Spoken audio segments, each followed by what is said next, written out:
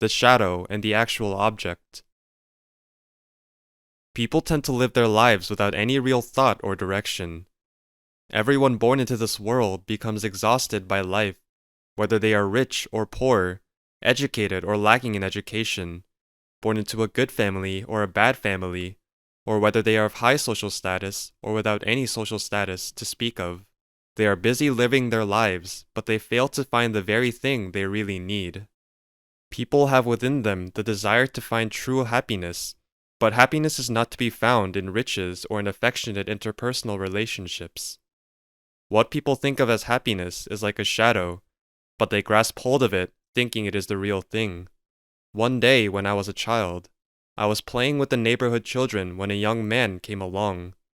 He took out a little hand mirror from his pocket and began to use it to reflect the sunlight. He caught the sunlight in the mirror and reflected it onto the wall of a nearby building. The children became excited as the mirror caught the light and reflected it onto the wall.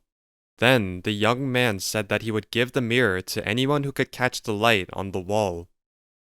Those innocent young children ran to the wall to try to catch the light, but the light kept moving and there was quite a commotion as the children bumped into one another in their excitement. The young man thought it was all very amusing and he kept moving the mirror back and forth. Then one child who was a little older than the rest snatched the mirror away from him, and so the young man lost his mirror. In a similar way, people are attracted to reflections as though they are not aware of the true objects. They think that is all there is, and they live their lives trying to grasp the unattainable. Our lives are a continuous stream of questions.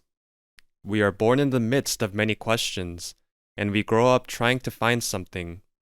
Man lives in this world to find answers to these questions. There is a verse in the Bible that says, "Who will trust you with true riches?" The true riches of a person lie invisible within him. It is only a person's outward appearance that is visible.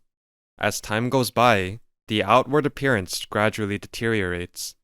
In autumn, the leaves on the trees change color, dry up, and fall to the ground. Similarly, there are times when we laugh and times when we frown, and times when we squint because we cannot see well. In the process of time, all this gives rise to wrinkles. And as we grow older, our hair suddenly begins to turn gray. As we live our lives, we gradually age in these ways, until all that is left is a skull. We can feel the skull every time we wash our faces. But is this tangible body all there is to man? It is not. There is an inner person living within this body. Our bodies consist of flesh, bones, and blood, but inside there is a soul and a spirit.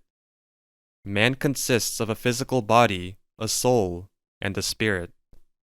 Our bodies are born with various strengths and weaknesses that we inherit from our parents. Our blood type also depends on the blood types of our parents. Your physical body, when you are born, is influenced by your parents, and your body develops depending on the kinds of food your parents provide for you to eat.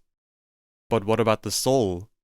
We can see the soul as being your thoughts and ideas. Whether you like music, literature, or philosophy, it is the soul that takes in all these things and more through being taught. The most precious part of man is the spirit.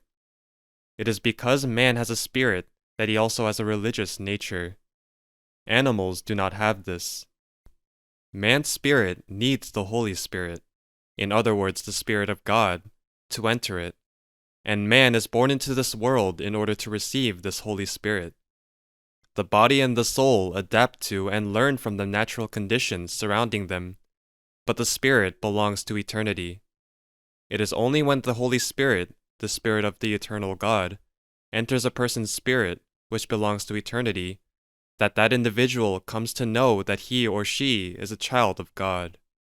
In Romans chapter 8, verse 16 it says, "The Spirit himself testifies with our spirit that we are God's children." The Holy Spirit itself enters our spirits and tells us that we have become children of God. There is a hymn that includes the lines, "I have a witness bright and clear, since I have been redeemed," dispelling every doubt and fear, since I have been redeemed. This is such a great hymn. When the Holy Spirit enters our spirits, He bears witness with our spirits that we are children of God. In this way, we find assurance in our spirits that we have become children of God. This is the essence of Christianity. God gave us the Bible so that this truth might be proclaimed to mankind.